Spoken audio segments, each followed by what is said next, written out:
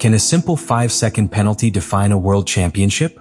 What if I told you that several drivers believe that the FIA manipulated the final result of the 2025 World Championship to protect the narrative of its new champion? Everything was prepared for the grand finale of the 2025 season. The Yas Marina circuit, under the artificial lights of Abu Dhabi, once again became the decisive stage of the World Championship. The tensions were extreme. Lando Norris arrived as the leader, Max Verstappen followed closely, and each maneuver on the track could decide the fate of a title that had been defined race by race with an intensity rarely seen before. But what no one anticipated was that the most decisive moment would not be an accident, a failed pit stop, or a driving error. It would be a sanction. A 5-second penalty that would change not only the result of the race, but the entire perception of the championship. And they did not give it to the pilot that many expected. On lap 53, Lando Norris was putting pressure on Yuki Tsunoda on the backstretch of the circuit. Both were fighting for a key position. It wasn't for first place, but for those intermediate points that, at the end of the championship, end up being decisive. Tsunoda defended the interior firmly. Norris, determined, launched his McLaren off the track, completely leaving the limits marked by the white line, and completed the overtake without returning the position. A movement that, according to the regulations, had to be sanctioned, or at least, that is what the past dictated. However, when the stewards met and the race concluded, the decision was different and totally unexpected. The FIA did not sanction Norris. Instead, he punished Tsunoda with a 5-second penalty and a point on his super license for an alleged defensive double move during his attempt to maintain position. The Japanese, who until then had had a solid race, saw his strategy and effort crumble with a decision that no one in the paddock seemed to fully understand. At that moment, something changed in the atmosphere. It wasn't just frustration. It was disbelief. How is it possible that the driver who overtakes on the outside, clearly violating the track limits, goes unpunished, while the defender receives the penalty? The question began to float in the pits, in the team's private meetings, and above all, on the faces of the drivers themselves. Because everyone knew one thing: consistency in the application of the regulations is the basic pillar of the credibility of any sport. And that coherence in Abu Dhabi had disappeared. The cameras captured immediate reactions. In the Red Bull box, serious faces. At Mercedes, crossed looks. Even within McLaren, although there was celebration for the title, some engineers avoided watching a replay of the incident. Because they knew that the play had not only been controversial, it had been decisive. Without that overtaking, without that position gained by off-track, without that penalty to the wrong driver, the 2025 title would not have ended the same. The most serious thing of all is that, according to the regulations in force, if a driver obtains an advantage by leaving the track, he must return the position. There is no room for interpretation when all four wheels cross beyond the layout. This rule has been applied for years with total rigidity.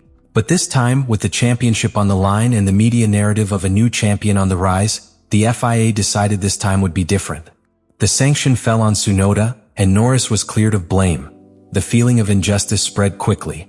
And for many within the paddock, it wasn't just an error in judgment. It was about something deeper. An institutional need to protect the image of a perfect season. To prevent a title from being decided in the offices or in a commissioner's room. But in doing so, they created precisely that, a shadow of doubt that now covers the entire outcome of the 2025 championship. The controversy was no longer just sports. It was structural. It was ethical.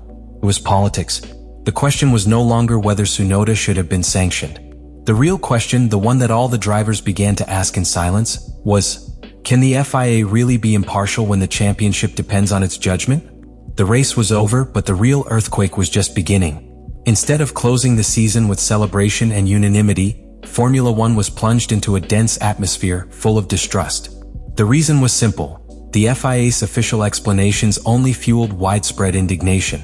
Hours after the checkered flag was waved, the International Automobile Federation published the so-called Definitive Technical Report on the incident on lap 53. A document that, in theory, should clarify the reasons behind the decision to sanction Yuki Tsunoda and exonerate Lando Norris. But what that report contained, not only did it not convince anyone, but it provoked an unprecedented wave of anger within the paddock. The technical document revealed that, according to the telemetry of Tsunoda's car, the Japanese driver made 2 steering wheel corrections when braking before overtaking. According to the steward's interpretation, this constituted a double defensive move, an illegal maneuver that goes against the rules of on-track defense. From there, they argued that Norris had no choice but to run off the track to avoid a collision. Therefore, according to this reasoning, the British pilot should not return the position. And Tsunoda, on the other hand, had to be penalized. But that explanation did not withstand the slightest critical analysis by the pilots. Because in Formula One, position defense is always aggressive.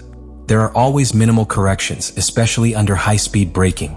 Two movements of the steering wheel do not automatically imply a violation. In fact, when other similar cases were reviewed in the past, many of them were considered valid as long as the opponent was not completely blocked or did not reactively and late change direction. The most serious thing is that the video analysis itself showed that Norris had already made the decision to dive to the outside before Tsunoda's second steering wheel correction even occurred. That is, it was not a response to an alleged dangerous maneuver. It was a choice. And he did it knowing that, under normal conditions, he had to return the position. But he didn't do it. Because this time the FIA gave him free rein. Literally. The pilots saw it with absolute clarity. It was not a technical question. It was a political decision. And that was the straw that broke the camel's back. The pilots' union, the GPDA, reacted with a forcefulness rarely seen. They issued a joint statement signed by the majority of the 20 starters on the grid. In it, they directly accused the FIA of applying the regulations arbitrarily and of having used a forced interpretation of force majeure to protect the narrative integrity of the championship. Today we have seen that not all drivers compete under the same rules, the text said.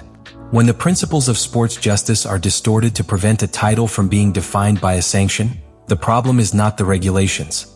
The problem is who applies it, when and why. This was no small protest. It was a direct accusation of the legitimacy of the decisions that define championships. Pilots like George Russell and Fernando Alonso spoke openly with the press, pointing out that these types of situations are what slowly erode trust in the institutions that should protect us. Charles Leclerc, more diplomatic but equally critical, stated in the mixed zone, "What we saw today is not an error of judgment. It is a reinterpretation of the rule based on the context. That cannot happen in a world championship."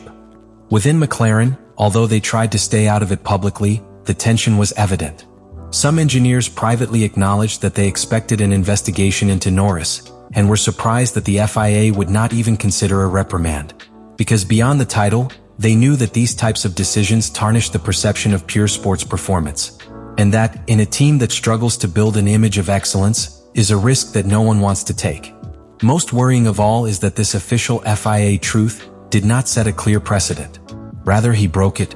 Because now, each defensive maneuver could be analyzed under an interpretive magnifying glass. Each off-piste overtaking could be justified, as long as there is some indication of double movement by the defender. And that turns regulations into a swampy terrain where coherence is lost and subjectivity rules. The reaction was not limited to the immediate paddock environment. Analysts, former pilots and commentators in all specialized media began to speak openly of a case of protective intervention by the regulatory body. Because the narrative of the year, the coronation of a new young, charismatic and media-profitable champion, could not be tainted by a technical penalty in the last lap. In its attempt to avoid controversy, the FIA ended up creating it. And not a small one, but one that has left a rift between the pilots and those who supposedly ensure the fairness of the sport. At Red Bull, the silence was deafening. Max Verstappen, runner-up in the world by just 2 points, did not comment directly on the incident, but his body language spoke more clearly than any statement. During the podium ceremony, he remained distant. In the post-race meeting with his team, he did not hide his frustration. And internal sources revealed that, in the private talk with his engineer Gianpiero Lambiase, he asked directly why the FIA did not apply the regulations as it had been done throughout the season. Helmut Marko, for his part, slipped in interviews that some decisions in Abu Dhabi were not up to par with a World Championship final. He did not name the FIA. He didn't mention Norris. But everyone understood the message. McLaren, on the other hand, found itself in a position that was as desired as it was uncomfortable. Lando Norris had won his first world title. The team, which had struggled for 2 decades to return to the top, had finally achieved it. But the way the championship was sealed raised doubts even within Woking.